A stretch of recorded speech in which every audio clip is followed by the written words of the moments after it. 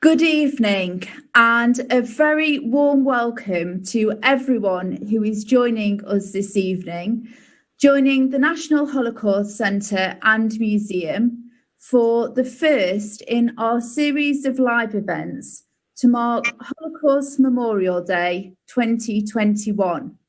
And we're privileged this evening to be joined by two very special guests who I will introduce in a moment, to explore this year's theme, to be the light in the darkness. And we will be exploring the theme of hope in the darkness of the Holocaust by looking at extremely powerful and poignant paintings.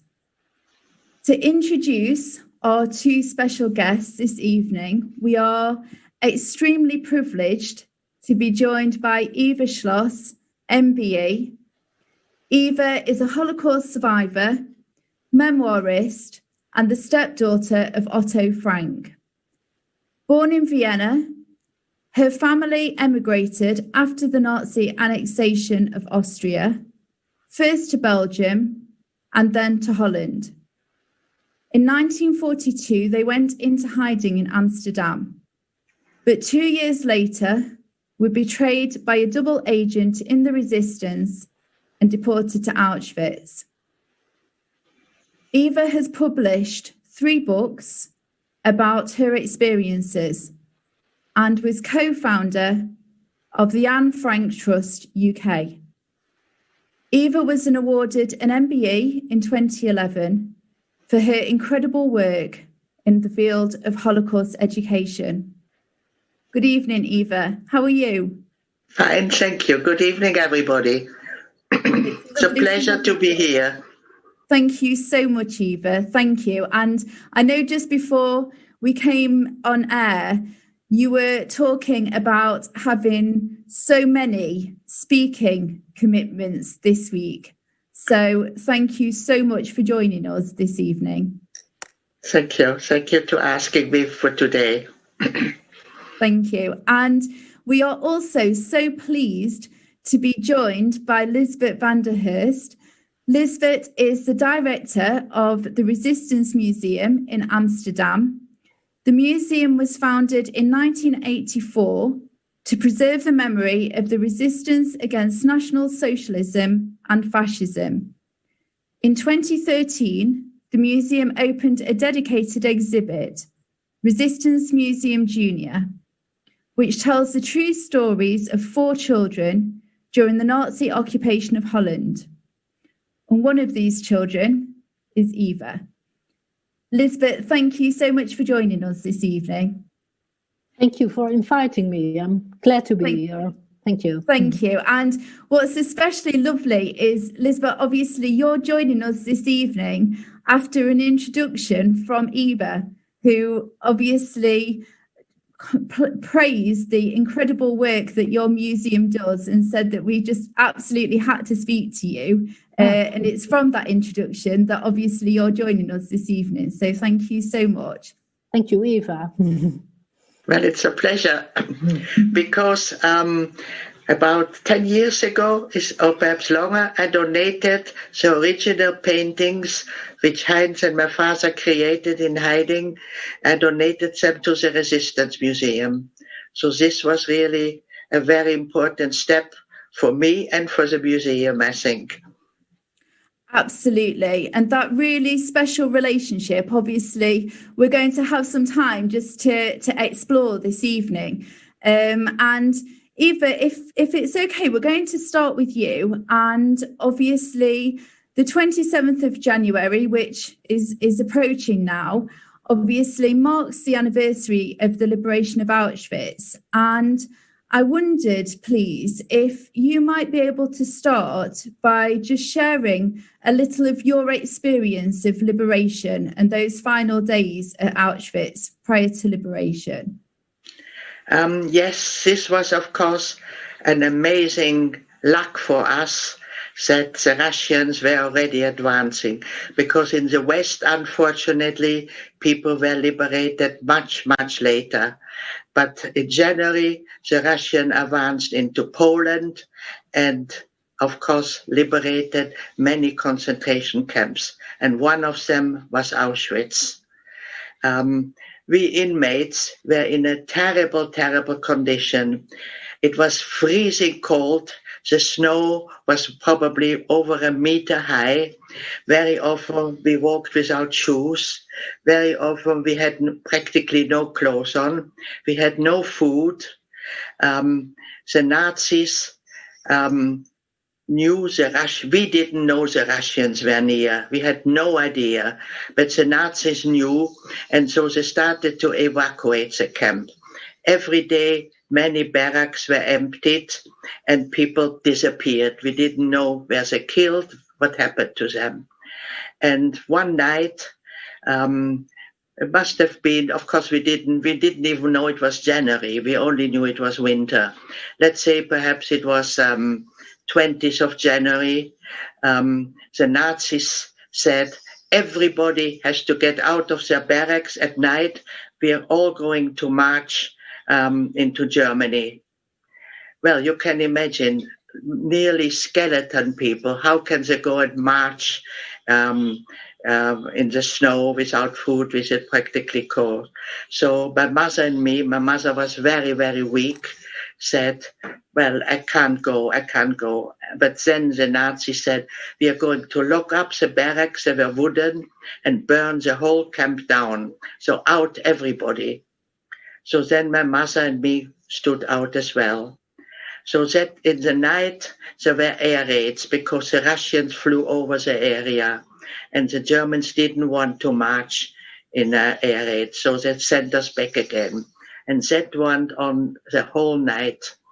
And eventually my mother said, look, I just can't go. I'd rather die here than starting to go out again. So we stayed. We were deep asleep. We didn't hear what was going on because we were exhausted. And it was light, and we realized the camp was emptied. But nevertheless, there were about 500 people left in Birkenau still. And we were about 10 days on our own, where many people perished, and we couldn't bury them. I was still of the few ones who had the strength to carry the bodies out. We just heaped them out outside the barrack in the snow. And I remember this was for me, I think, in the whole experience, one of the worst things, to carry those people had spoken the day before out and just drop them in the snow. And then the Russians arrived. One day at the gate, many soldiers came with horses, with jeeps, and a field kitchen. And they fed us. They gave us food, hot food, cabbage soup. It was wonderful. We ate, and the Polish people could talk to them. They say, don't worry, we are going to look after you. But the next day they had left, and we were left again on our own.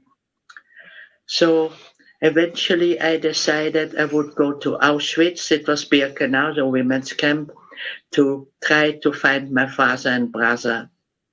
So one night I did, because there was fighting, bullets were flying around all the time.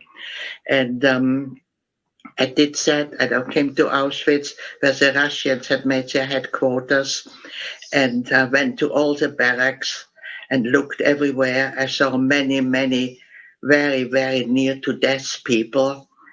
And I came to somebody, and he looked familiar.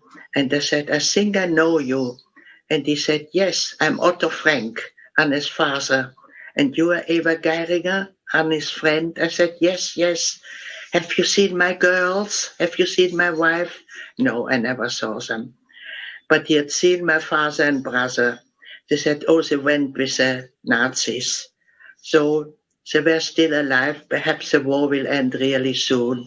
I had great hope. I went back to fetch my mother, and we settled them in Auschwitz, and then later the Russians transported us eastward, because of course the war was not finished.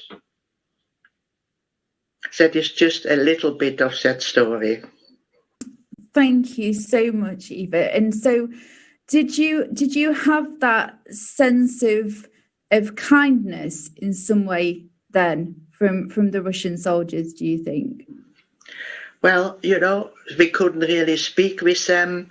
It was a very, very difficult situation. But the Russian soldiers, obviously, they had orders to not leave us in Auschwitz, and so we traveled eastward.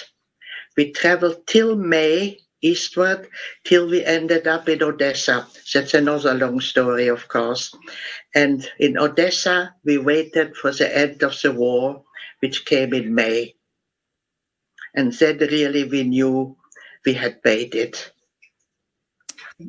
Thank you, Eva. And eventually, obviously, you returned to Amsterdam, and you later learned that your father and brother had died at Mauthausen.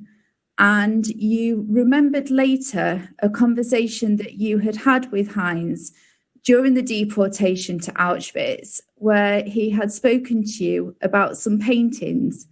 And I wonder if you could tell us a little about that, about the paintings and the decision that you made to go to try to find those. In the cattle truck, when we were betrayed and sent then to Auschwitz, the last conversation, more or less, I had with my brother was he told me that before they were arrested, when the paintings were finished, they hid them under the floorboard of the house where they were hiding with a note on it. This belongs to Heinz and Erich Geiringer, and after the war, we are going to pick it up again. And Heinz told me, if I am not making it, Eva, please go and pick, and you are, please go and pick the paintings up, because they are really very, very precious to me. So, and of course he didn't make it. And then when we heard that my father and he hadn't survived, I said to my mother, we have to go and get the pictures. But we were a bit reluctant because this woman, where the pictures were hidden, that was the fault that we were all arrested. That was her fault. So I didn't really want to confront her. But luckily, she had disappeared, and there were another couple living there who first didn't want us to let in. They didn't believe nothing is in our house hidden. But eventually, they let us do it. And I was amazed about the wonderful artwork which I found there.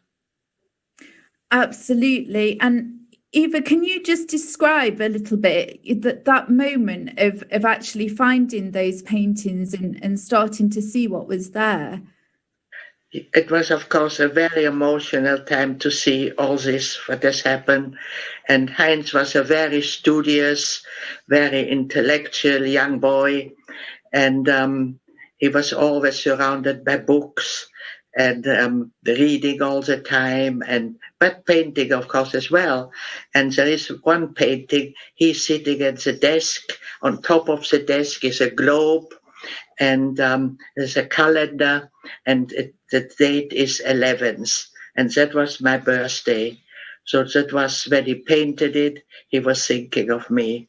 And that, of course, I found very, very moving, and in a way very sad that he wasn't us anymore. And like you say, I imagine to see the painting and obviously to see your birthday and to know obviously that you were so much in his thoughts at that time. I can't imagine. A gentle brother, he was always, I was the girl, I was the wild one, and he was always the gentle one. And it always seems as well, Eva, just for yourself, just very much him as a source of admiration, and as you were having to make so many moves, that you talk about him just being able to adapt and kind of ease into those new places, and you almost looking to him as the one who was able to do that. I still miss him every day, really. It is amazing. And he wrote as well beautiful poetry, which actually we have published as well in parts.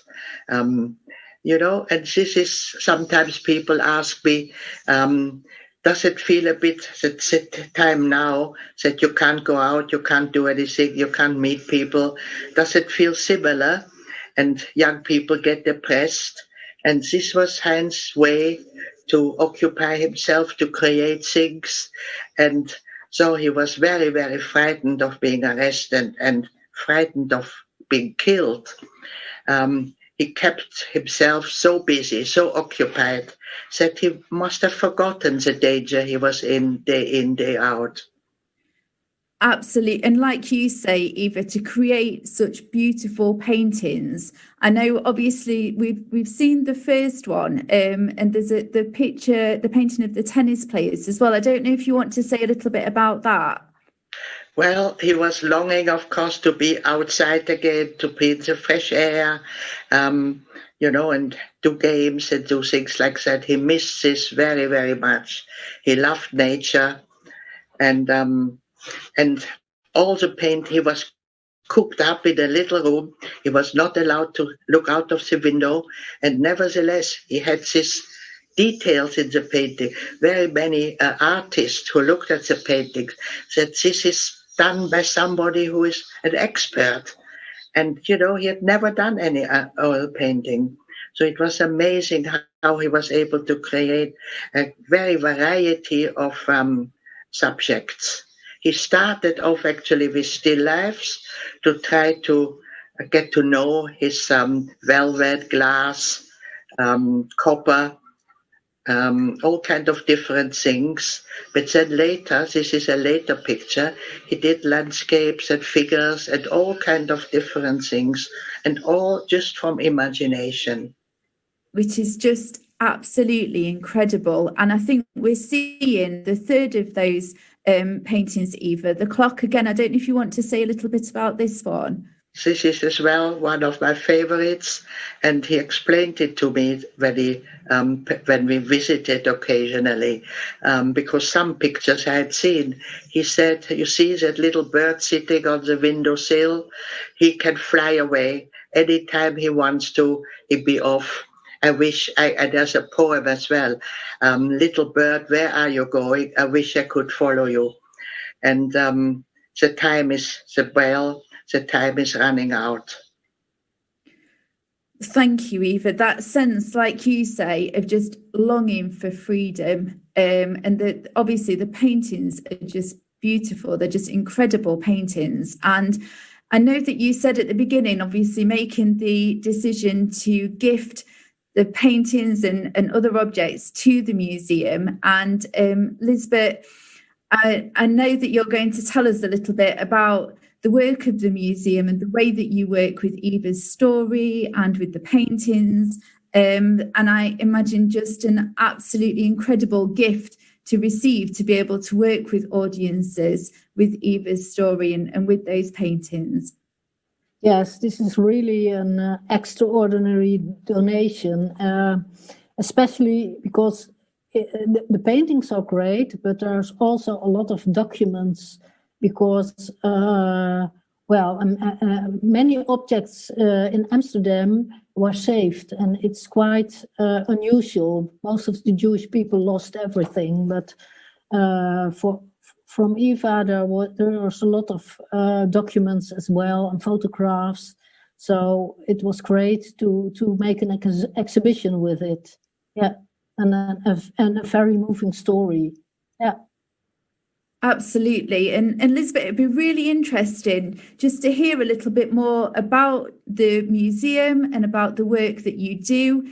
I think it was really interesting when we were looking at the work you do, particularly with primary age students, which is an area of work, obviously, for ourselves as well at the centre. So it'd be really interesting to hear a little bit more about your work.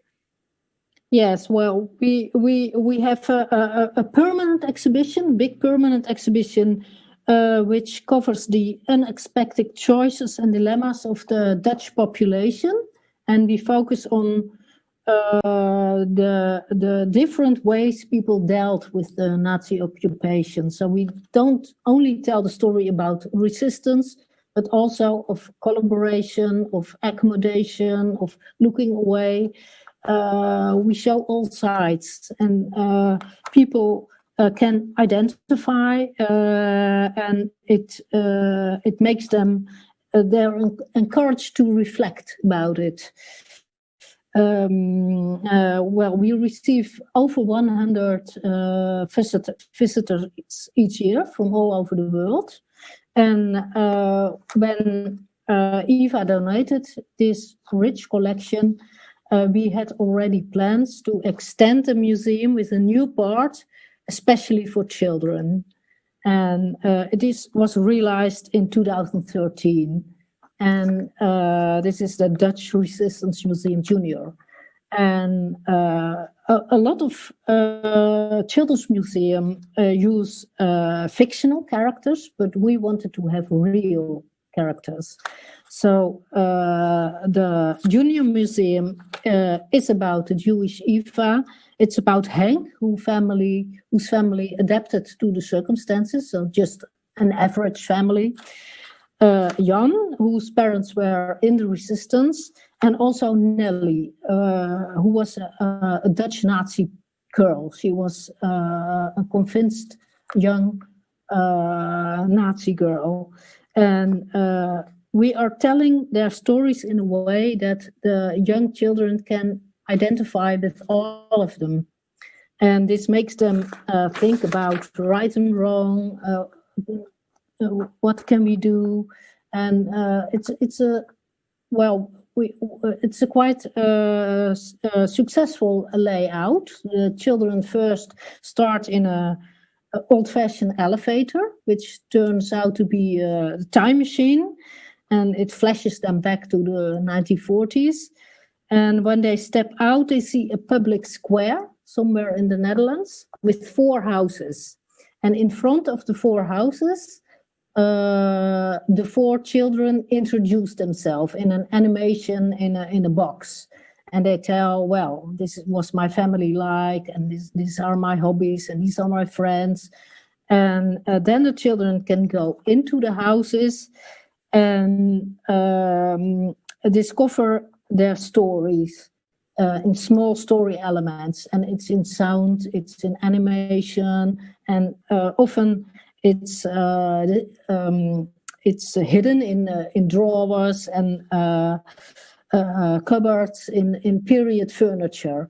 So it's really a different world where the young children step into. They see old-fashioned stoves and lamps and radios and so on, and they can explore what all the children have experienced during the Nazi times.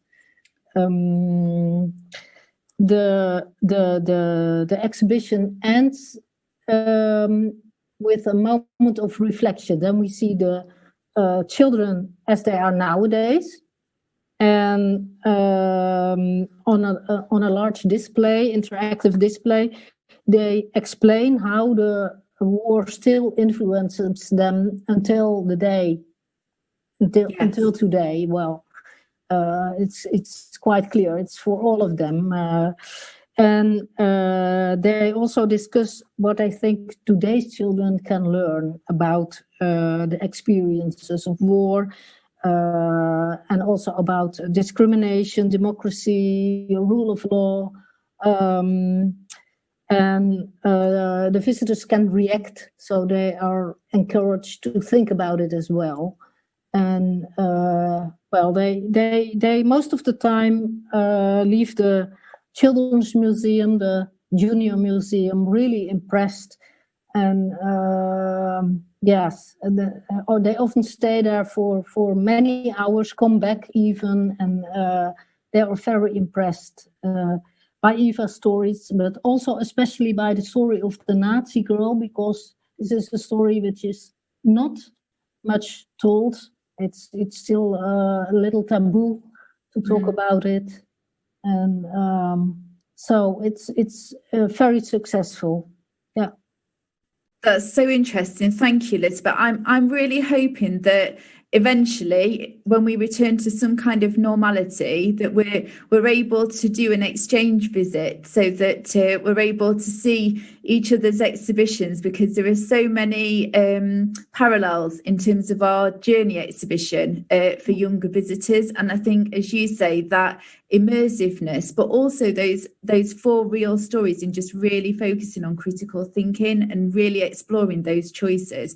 It looks absolutely incredible. Yeah. Thank you. And Eva, I know that when we were speaking before, you were saying the importance of sharing your story, your testimony, and the paintings through the museum and through you speaking to young people as well is particularly important to you, and especially the paintings, because of a promise that your father made earlier to you and to Heinz. And I wondered if you could tell us about that promise that your father made. Yes, well, as I say, Heinz was a very being so artistic. He was a very, very sensitive young man. And when in 1944, after having been in in 1942, when he got a call-up notice to be deported with many, many other young people to Germany to work in German factories. This was very suspicious for Jewish parents, because in 1942, many German Jews had already been deported and taken to the concentration camps and ghettos and killed. So why should they invite more young people to come back into Germany? So when this notice came, my father said, Heinz, you are not going. We are going to go into hiding. The same was with Anne Frank's older sister, Margot, 16 years old, like Heinz, 16-year-old. She got that call-up notice, and many, many of their friends. So my father said, no, we are not going to send you. We are going to go into hiding. Well, I didn't know hiding. Adults don't go hiding. I said to my father, what do you mean by hiding? And my father explained, I found some very wonderful people, Dutch people, working for the resistance, who will offer their homes for us to stay with them, to keep us safe. But I couldn't find a family who could take in 4 people. So we have to split up. And so Heinz will go with him, and I will go with my mother. And I was 13 years old, and I started to cry. I said, I don't want to be separated. I love my brother very, very much, and my father. And my father explained, if we're in 2 different places, the chance that 2 of us will survive is bigger. Survive. So that was, I think, the first time that I realized it might be a matter of life and death. And I think the same for Heinz. He realized he might be killed. And being so sensitive, he had thought very much about death and dying. So he said, Papi, I'm afraid of dying. And my father said, well, unfortunately, this is how life is. Everybody has to die. But it's not the end, because if you have children, you will live on in your children. And then Heinz said, but what if I die before I have any children? And my father was thinking for a moment, and he said, even if you die in a young age, you have achieved something, and somebody will remember. So you will never be completely forgotten. We are all in a chain, and a link in a chain. It goes from generation to generation, and nothing is lost. So he had to accept that, and that is true. Yes, your body goes, what you have done is still with somebody, with your family. That's why so many people research now their ancestry. They want to know what their grandfather, great-grandfather have done. And so it's nothing is lost. And so when I have the paintings and they're in a museum and many people can see it, I feel I have kept the promise from my father to Heinz that he will not be forgotten. And I've got a book written about that. It's quite a little book for young people. It's called The Promise. It's a penguin book. And and that it was for me as well. When I was in the camp, I thought if I die with 15 years old, I hadn't done any painting, I'd done any poetry. I was a very naughty, simple child, I will be forgotten.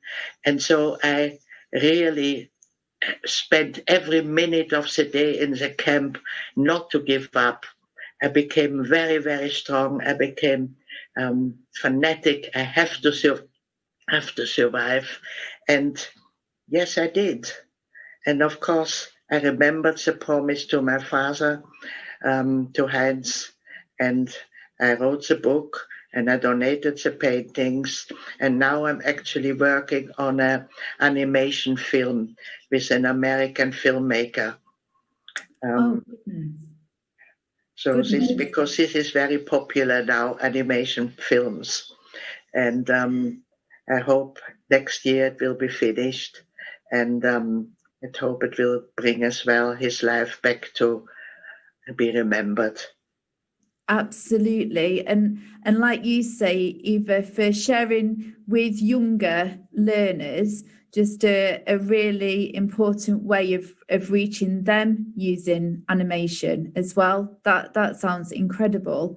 And I think we have the text of the promise. And like you say, Eva, just so important in thinking about the paintings and the way now that you have shared the paintings. And if I just read the words of your father, so it says, "Children, I promise you this: everything you do leaves something behind. Nothing gets lost. All the good you have accomplished will continue in the lives of the people you have touched. It will make a difference to someone, somewhere, sometime, and your achievements will be carried on. Everything is connected, like a chain that cannot be broken." Just such powerful words, Eva. That's right, yes. And it can really comfort children and even adults, anybody. Absolutely. And Lisbeth, for your work, obviously at the museum, that is part of the fulfillment, obviously, of that promise, and a huge responsibility, I imagine, actually, that you feel as part of that work as well. And I think it would be really interesting to know a little bit about the way that work impacts on the children that you work with and their families. Mm-hmm. Yeah. Well, as I told, we get a lot of school children, but also a lot of families. And because the Junior Museum is not childish at all, it's also very interesting for the moms and dads and the grandfathers and grandmothers, and they go into it and discuss the topics together about what's right and wrong, looking away, helping, and it really inspires them. And also the paintings are very important part, because the children can see that Heinz expressed his loneliness and his longing for freedom in the paintings, and they understand what it is to be in hiding, because that's told in the story of Eva. And Eva's character tells in the part about the deportation train, that Heinz told her that the paintings were hidden under the floor of their hiding address. And when the children later on see the paintings and realize that they are real, it really makes it has a big impact. They're really emotional about it, and they're also very grateful to Eva that she donated the pictures, so that all of the children can see them and learn from them. So they often express, we are so grateful that Eva and also the other main characters donated these their objects and their artifacts and their documents and also their stories to the museum. Because, like you say, Lisbeth, there's something so tangible, isn't there, and so special to the students in that way. And I think we can see a few photographs of a new way that you have started to share Eva's story with students as well. I don't know if you want to say a little about that. Yes. Because there are now some children don't go to museums in the city center of Amsterdam. So that's why we started the Dutch Resistance Junior Museum on Wheels in 2018. And it's in a big trailer. And we compressed the story in, well, it's really well done. We compressed the story, and in the Junior on Wheels, we tell the same story as in the big museum, and children stay there for many hours, and it travels all through the country, especially in. Well, also the parts of Amsterdam, far out of the city with a lot of immigrants, and it's really successful. Yeah.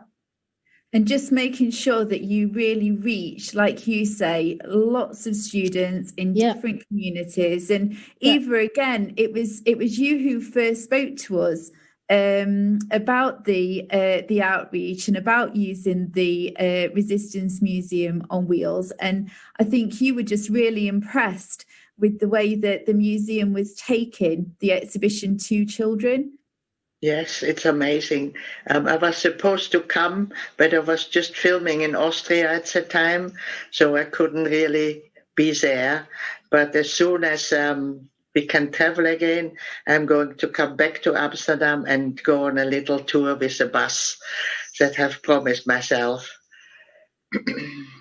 That I think the world, when Lisbeth is talking about children being really grateful, Eva, I think there will be some incredibly grateful children when you take the tour with the bus, and I think there will be some really special experiences there. Fingers crossed that it won't be too long before we're able to think about some travel again. Very much. And it is so nice. In the house, it's translated into English, and there was a young girl who was she English or was she Dutch, who spoke in English my story.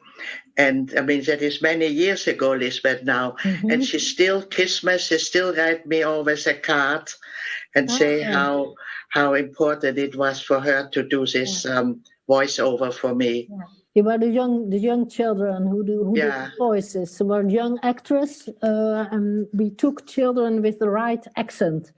So this was very nice. The girls that are the voices of Eva have a German accent, like she has now. That's lovely. Yeah. Oh, so it obviously you don't lose your accent ever, really. No. Yeah, that is a lovely story, Eva, and like you say, it obviously made a real impression on her. So thank you, Elizabeth. I'm like Eva. I can't wait to be able to travel, hopefully, to come and see it in person. So and Eva, I know that obviously every year you share your testimony with thousands of students and learners and adult audiences. I think we've got a photograph of you sharing your testimony with us at Bet Shalom at the centre. And obviously, ordinarily, you would share your full testimony as far as you can in shorter times, periods of time. And this evening, obviously, we've concentrated on a different aspect, really, because we've been looking at Heinz's paintings. And I know that means that you won't share your testimony with us in full this evening. So we looked obviously just at a few aspects of your experiences to talk about a little bit this evening. And I think one of the first aspects of your story, your testimony, which is so important, is the importance of your family and the love and support of your family. And I wondered if you could tell us a little bit about that. Well, from after the war. Or to start with, Eva, if you didn't mind, if you could tell us a little bit before the war to start off with, that would be lovely. Thank you. Yes, well, in Austria, we were a very, very close family with many cousins and grandparents. And Austria is a beautiful country with lakes and mountains. And my father and me were the sporty ones. And we always did excursions in the mountains. And I was a daredevil. It was really, my mother and Heinz were more staying at home and were more careful and so on. But, it was all, I have not only lost many family members, I loved as well my country because, my family was Austrian since for generations, and that is in your blood. And it was very, very hard for me to leave Austria. Then we emigrated first to Belgium, and they didn't like Jewish refugees. In Holland, it was a bit better. They were actually very welcoming. Holland is quite a different type of country, very open, has through centuries always taken in refugees. But again, the Nazis, we came there only in February 1940. And in May, the Nazis invaded already. So I didn't really have much freedom. So, and then 2 years in hiding, cut off from the world and everything, cut off from writing to people abroad. My grandparents who were in England didn't know what has happened to us. It was a very, very difficult time, all my youth, really. And eventually then Auschwitz, of course, and eventually we came back again, and life had to go on. And this was, it might sound peculiar, but I thought to start to make a life in a new country without my family, my father and my brother, I think that was even harder than Auschwitz, because in Auschwitz I had always hope. But afterwards, I had no hope that I would ever see them again. This, you want to show a few pictures. This is Heinz. As I say, he was so musical. He had a guitar. He had a accordion. We had a piano. He had a Hawaii guitar. He could play any instrument. If he heard a tune somewhere, he could play it. He didn't need music. And when in Holland, before we went into hiding, the film Snow White and the Seven Dwarfs came out. And in school, everybody spoke about that. But Jewish children were not allowed to go to the cinema. And so Heinz did on the blackout, which was big boards on the windows, he painted the dwarfs and Snow White. And he played the songs, and I was dancing. And he said, "You see, you have your own personal performance." He was so thoughtful, little things, Yeah. life more acceptable for me. It was really amazing. So after the war, I missed them so terribly much. And it was in Holland that we were together for the last, and I didn't really want to stay in Holland. And now I must tell a little bit about Otto Frank. He was a neighbor, and he knew, of course, our family. And he came to tell us one day that his whole family was perished. And my mother told him that she lost as well her husband and some. So they were very important to each other. They helped each other. My mother cooked, invited Otto for meals and so on. And I was so full of hatred. And Otto said, you will be a miserable person. And I said, well, don't you hate? He said, no. And that was for me a really revelation. I said, but you lost, the Nazis killed your whole family. How can you not hate them? And he said, I am a German. My family has lived in Germany for generations, and I love their music. I love their literature. I love the language. How can I hate something which is really me? And he said, if you hate, you will live a miserable life. The people you hate, they don't know that you hate them. So eventually I started to get over my hatred. But this was for me, I think, the most difficult time of my life. Yes, absolutely, Eva. And in a way, did it feel a really helpful kind of way of looking at things for you, Eva?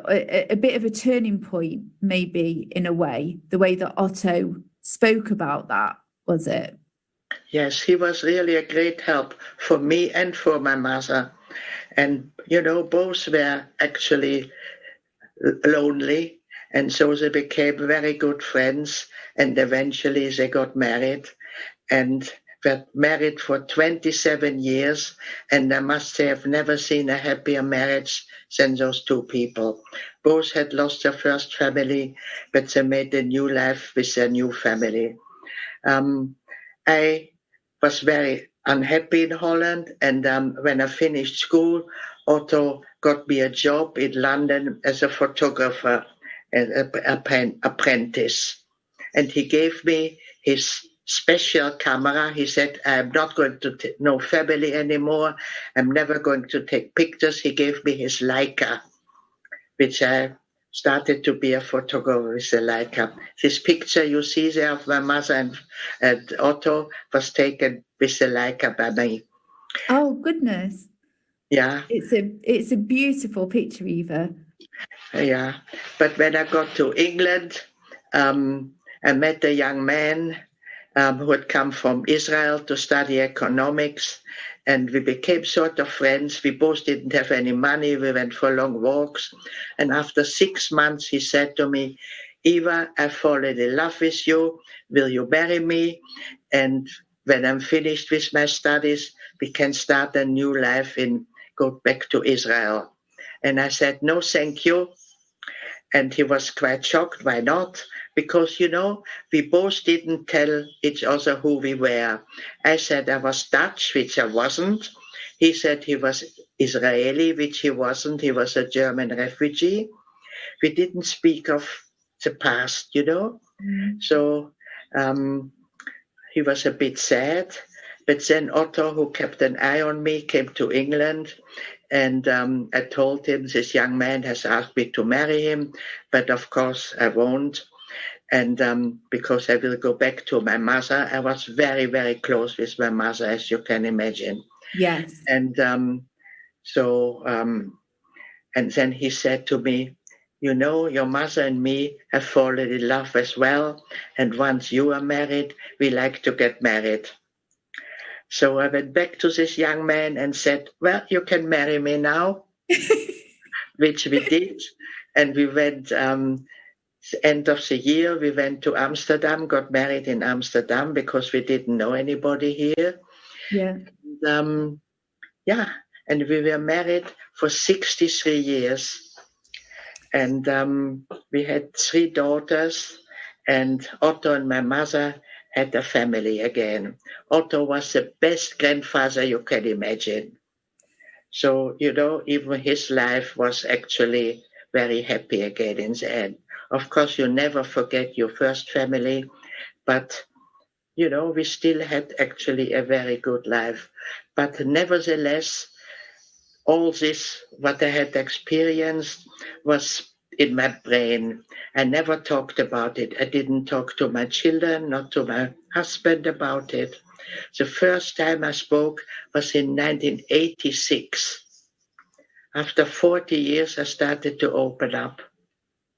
And then I could let go.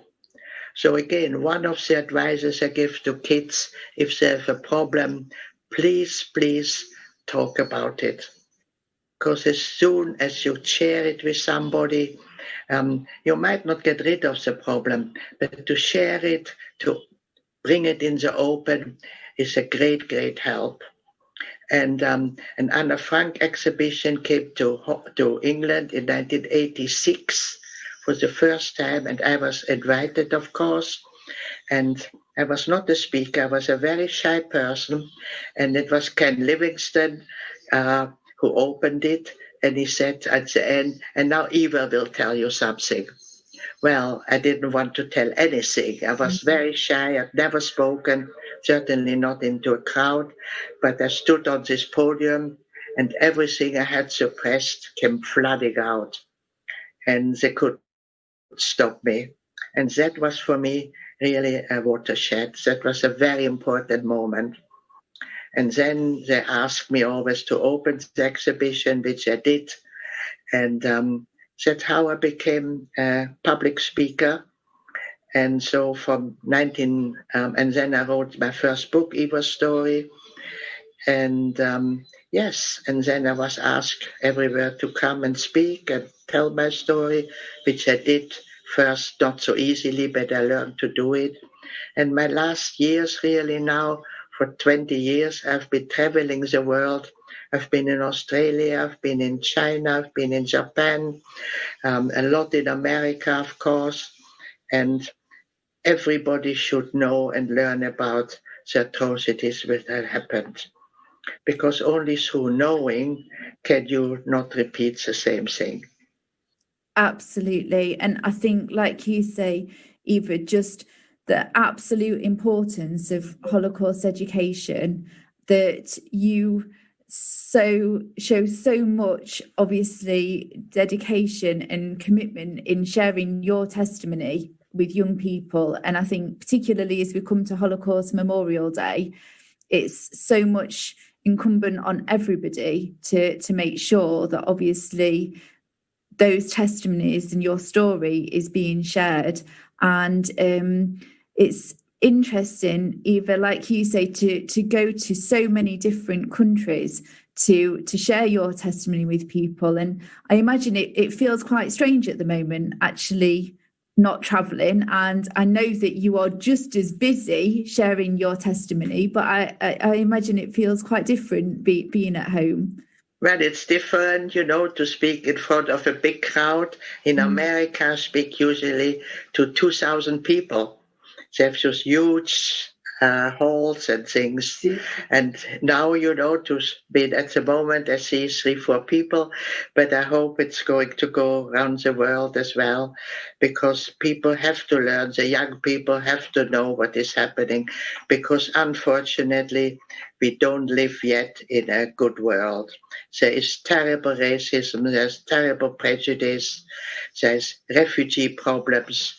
We have a lot of things to sort out to make an equal, good world for everybody. I hope President Biden, he does mention all those things as well, that it should be a better world for everybody, not just for a few people. Absolutely. And like you say, Eva, such an important message. And I know it feels strange, obviously, not being able to see, like you say, the audience in the way that you would do ordinarily when you are speaking. And just before we come to a close this evening, I just wanted to share with you a few of the comments that people have been sending in from the audience this evening. So Emma says, "Thank you for speaking, Eva. You are a true inspiration."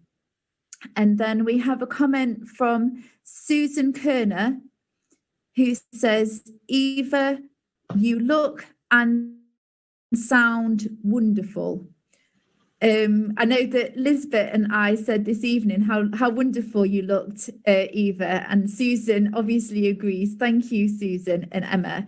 And then we've also got a comment. Susan says, "I hope to visit the Dutch Resistance Museum and see the outreach bus. That's such a good idea." So hopefully, Lisbeth, when we do eventually have the ability to travel again, you might find that you have some additional visitors, I think, from this evening. And I'm just going to finish with a question, Eva, if that's okay, just for the last few minutes, that has come to us from Brogan. And the question says, "I have read your books and been very moved by your story and by your brother's paintings. What message would you give to any young people watching tonight?" What message would you give to any young people watching tonight? What advice? What message? What message? Yeah. Well, that's difficult to just give one message. Well, enjoy what you have got. Try to be happy. Try to help people. And, you know, you have one life on earth, make the most of it. And if you have a difficult period now, I know it's very difficult for young people to be cooped up, but there is a light. It's not forever. And while you are cooped up, you can do many, many things. Draw, write something. You know, there's so many things you can do when you are stuck at home as well. So don't give up. And you know, everything passes. Eva, I think that is such important and helpful advice for young people. Thank you so much. And I just wonder if we could just re-show the picture of the clock where we're able to see the little bird, just to, obviously, as we're thinking about Eva's advice for young people to take the time in this really difficult situation that we're in, like you say, Eva, to try to do something creative, and like you say, to try to make a difference and to be kind, I think is a really important message for young people to take away from this evening.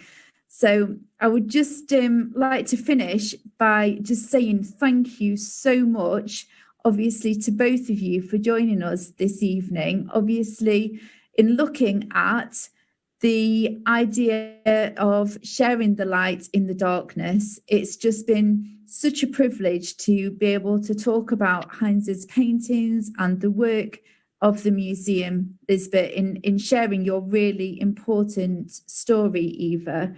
But I think as well, it comes across so clearly, Eva, the way that you are sharing hope and very much sharing that example of being the light in the darkness.